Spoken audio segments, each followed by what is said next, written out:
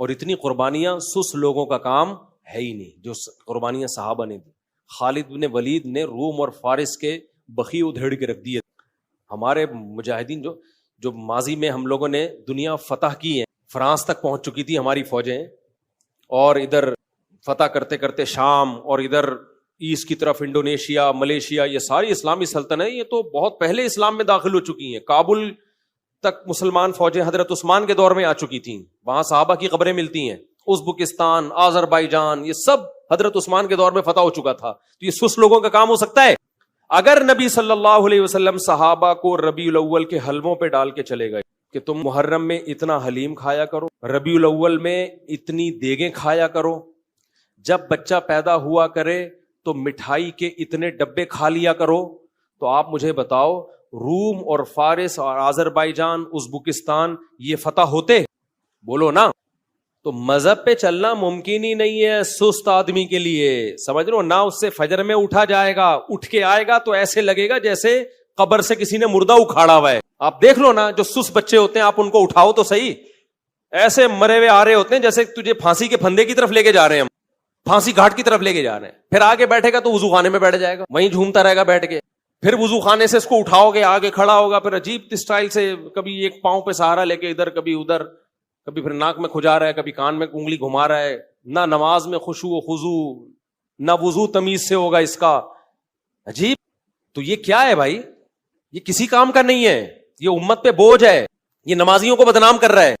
بوڑھا امام ہوتا ہے نا، بوڑھا امام، وہ بیچارہ سمجھ میں آتا ہے کہ رکوع میں گیا دیر، اللہ اکبر کہہ دیا اور رکوع میں جانے میں دیر ہو گئی، سجدے میں جانے میں دیر ہو گئی، سجدے سے اٹھنے میں دیر ہو گئی. جو بوڑھے ہوتے ہیں وہ تو مجبور ہیں بیچارے، بڑھاپے میں ہو جاتے.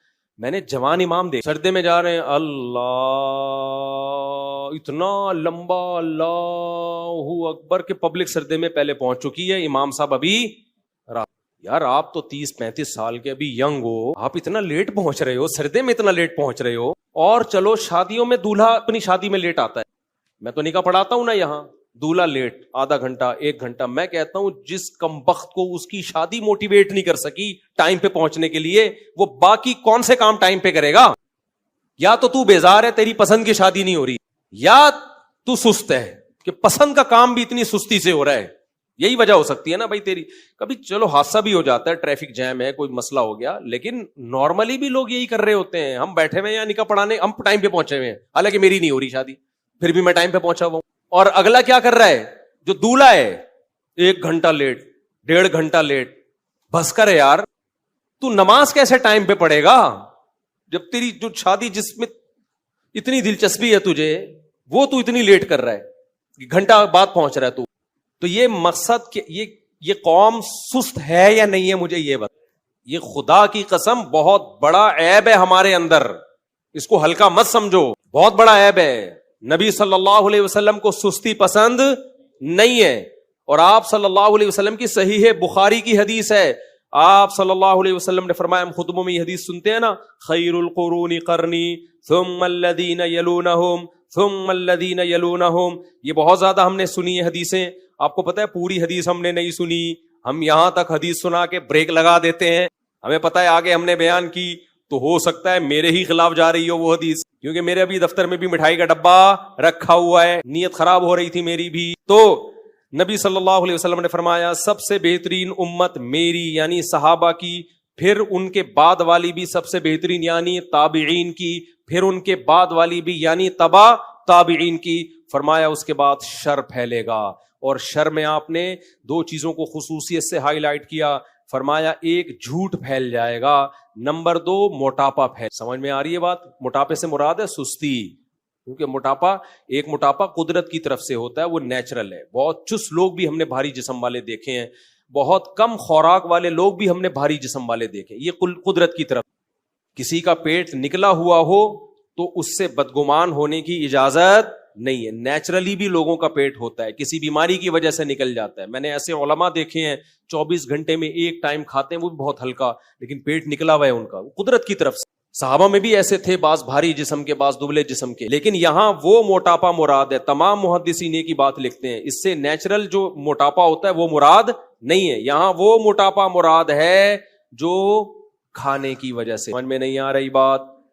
اسی وجہ سے اس حدیث کی تشریح میں علماء نے لکھا ہے کہ نبی کی حدیث کا مطلب یہ ہوا کہ اس امت میں دو بیماریاں سب سے پہلے آئیں گی، ایک زیادہ کھانا، دوسرا جھوٹ۔ دوسرا کیا آئے گا بھائی؟ بات کریں گے تو جھوٹ بول۔ ہر آدمی کیا بول رہا ہے آج، کیا کر رہا ہے آج کل؟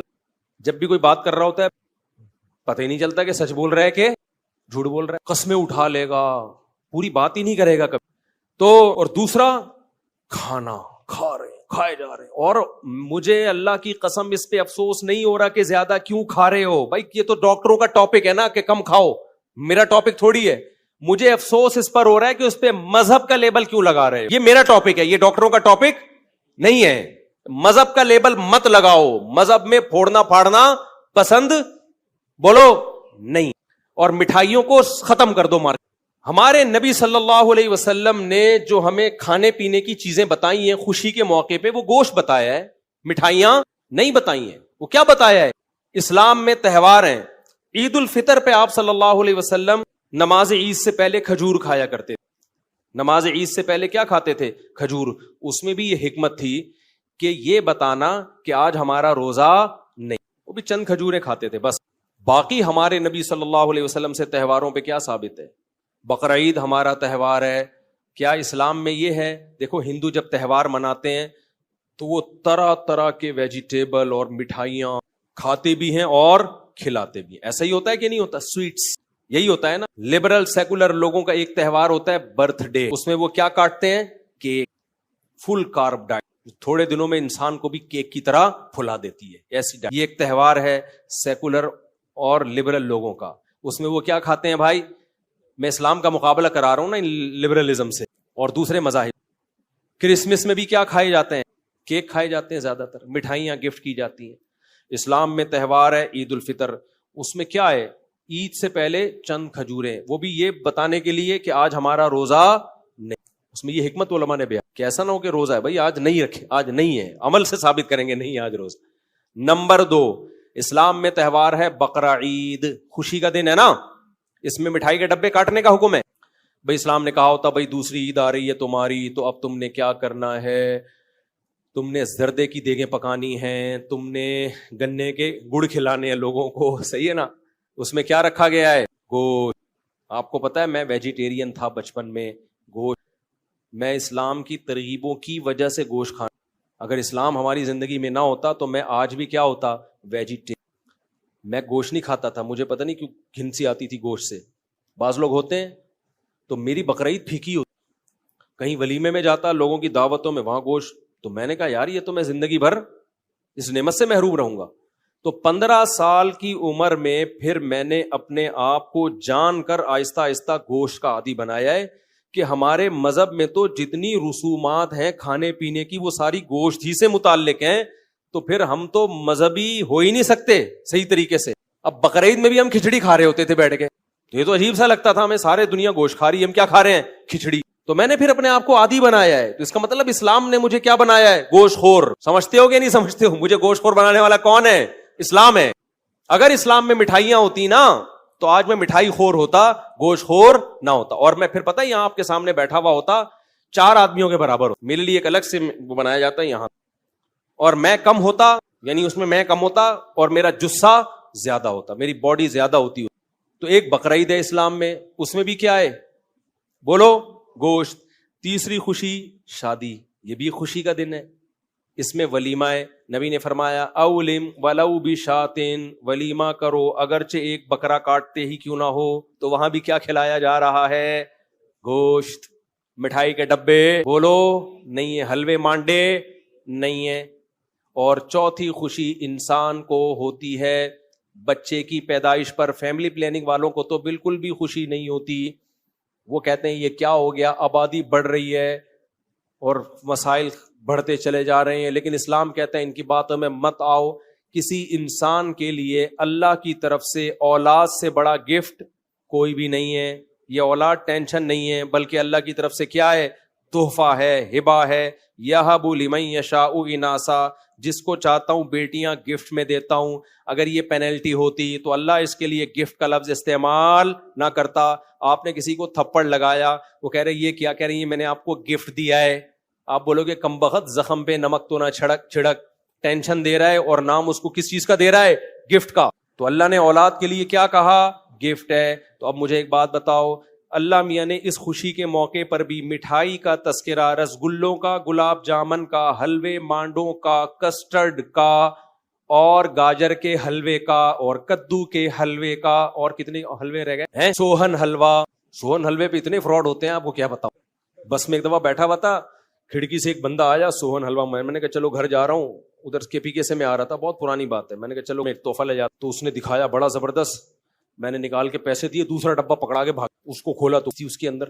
اب میں نکلوں, بس بھری ہوئی ہے, میں ونڈو سیٹ چھوڑ کر جاؤں اس ڈبے کے پیچھے, وہ پتہ نہیں کہاں گیا, پھر میری سیڑھی بھی گئی. تو ہم نے بس انا للہ پڑھا. ایسے اسپیڈ سے اس نے یوں دکھایا بڑا زبردست حلوہ. میں نے کہا یہ لو پیسے. اس نے کہا ڈبہ دوسرا پکڑا دیا. میں نے کہا یہ سیمپل ہوگا, یہ اوریجنل ہوگا. ہم نے رکھا, جب کھولا اندر کچھ عجیب سی چیز پڑی ہوئی تھی. تو ایسا یہ تو کلاکاری ہے, یہ کیا ہے, کمال ہے. مجھے کہیں ملے تو میں اس کا شکریہ ادا کروں گا, ویل ڈن, زبردست. تو یہ یہاں نہیں, دنیا بھر میں ہوتا ہے. کسی نے بتایا کہ چائنیز سے کسی نے لیپ ٹاپ منگوایا, ابے چھوڑو اب یہ کس سے لے کے بیٹھ جاؤں گا میں. تو ہمارے نبی نے عقیقے کے موقع پہ ہمیں کیا حکم دیا؟ مٹھائی کے ڈبے یا گوشت؟ اپنے بچوں کو چاکلیٹوں کے اور مٹھائی کے ڈبوں کا عادی مت بناؤ, یہ سست بنیں گے. گوشت کھلاؤ تو کیا بنیں گے؟ چست. سمجھتے ہو؟ گوشت کھلاؤ تو کیا بنیں گے؟ چست. میں یہ نہیں کہہ رہا کہ سبزی کھانا چھوڑ دیں, وہ بھی کھائیں, لیکن یہ جو نیچرل میٹھا بھی کھاؤ. آپ کھجورے کھا لو, انجیر کھا لو, کشمش کھا لو اپنے خرچے پہ. ایسی چیزیں مت کھاؤ جس سے آپ خود مٹھائی کا ڈبہ بن جاؤ. خود کیا بن جاؤ آپ؟ اس سے آپ کے اندر سستی پیدا ہوگی. میں جو اپنے واقعات سناتا ہوں, شو مارنا قطعاً نیت نہیں ہوتی. موٹیویشن کے لیے انسان اپنے واقعات بھی سنا سکتا ہے. دیکھو آپ کو میں ایک عجیب بات بتاؤں, 20-25 سال پرانی بات بتا رہا ہوں, بلکہ اس سے بھی زیادہ. میں نے 20-25 سال سے شربت نہیں پیا ہو, شاید ایک آدھ دفعہ کبھی پی لیا ہو, بہت زیادہ 2-4 دفعہ پی لیا ہوگا. یہ جو شربت نہیں ہوتا چینی کے شربت, چاہے وہ روح افزا ہو, چاہے وہ نورس ہو, چاہے وہ کوئی اور شربت ہو, چینی والا کوئی بھی شربت, 20-25 سال بلکہ شاید 30 سال ہو گئے ہوں, مجھے نہیں یاد پڑتا. بچپن سے نہ افطاری میں, نہ سحری میں, نہ کہیں دعوت پہ میں پیتا ہی نہیں ہے, الا ماشاء اللہ کبھی کبھار شاید پی لیا. کیوں؟ کیا مجھے اتنی عقل تھی؟ میں نے کیا یوٹیوب پہ کلپ دیکھے تھے؟ مجھے تو ظاہر ہے کچھ بھی نہیں, بچپن میں انسان کو کیا پتا ہوتا ہے. مجھے یاد ہے میں نے ایک دفعہ افطاری میں شربت پیا تو مجھے محسوس ہوئی سستی. شربت پینے کے بعد مجھے لگا کہ میرا دماغ کیا ہو رہا ہے, ٹن. کراچی میں اس کو کیا کہتے ہیں؟ ٹن. اچھا بچے تو ایکٹیو ہوتے ہیں, کھیلتے ہیں, کودتے ہیں. مجھے لگا کہ یار وہ ایکٹیونیس نہیں, تو یہ کیوں ہو رہی ہے؟ آج کیا ایسا کھایا ہے ہم نے؟ بچوں میں اتنی کھوپڑی ہوتی نہیں ہے. مجھے محسوس ہو رہا تھا کہ یار یہ جب شربت پیو تو باڈی میں وہ ایکٹیونیس رہتی نہیں ہے. تو مجھے خود یہ بات سمجھ میں آئی کہ یار ایسی چیز میں کیوں استعمال کروں کہ 3-4 سیکنڈ کا مزہ ہے اور اس کے بعد دماغ ہر وقت سستی سے بھرا رہتا ہے. آپ افطاری میں 2-3 گلاس شربت پیو تو دیکھو حالت کیا ہوتی ہے انسان کی, ایسا پڑا ہوا ہوتا ہے, دائیں بائیں گر رہا ہوتا ہے. تو مجھے خیال ہوا کہ یار ایسا کام ہم کریں کیوں کہ 2 سیکنڈ کا مزہ ہے اور اس کے بعد جسم میں چستی ہی ختم ہو جاتی ہے. اور جسم میں جب چستی ختم ہوتی ہے نا تو انسان ڈپریشن میں بھی جاتا ہے, کیونکہ بیٹھ کسی کام میں دل نہیں لگتا اس کا, سوا اس کا حل یہی کہ بس سو جائے. تو اب کیا سوتے ہی رہے سارا دن؟ تو اس وقت اللہ نے مجھے یہ عقل دی کہ بھائی یہ پینے کے بعد سستی پیدا ہو رہی ہے, لہذا یہ کام کرنے کا نہیں ہے. مجھے کسی ڈاکٹر نے نہیں بتایا, کسی حکیم نے نہیں بتایا, نہ میں نے کسی کو مشورہ دیا کہ یہ کام مت کیا کرو. کیوں میں نے اس لیے مشورہ نہیں دیا, میں نے کہا ضروری تو نہیں جو میری باڈی کے ساتھ ہو رہا ہے وہی دوسرے کے ساتھ بھی ہو رہا ہو. ایک مثال ہو گئی. دوسری مثال, میں جامعۃ الرشید میں پڑھاتا ہوں. ایک دن ایک طالب علم گاجر کا حلوہ لے کر آیا صبح, اتنا مزے کا حلوہ اس نے خاص اسٹائل سے بنایا ہوا تھا, ہم نے بھی 2 نوالے لے لی. ہم نے گاجر کے حلوے کے فضائل سنے ہوئے تھے حکیموں سے, بڑا طاقتور ہوتا ہے, یہ ہوتا ہے وغیرہ وغیرہ.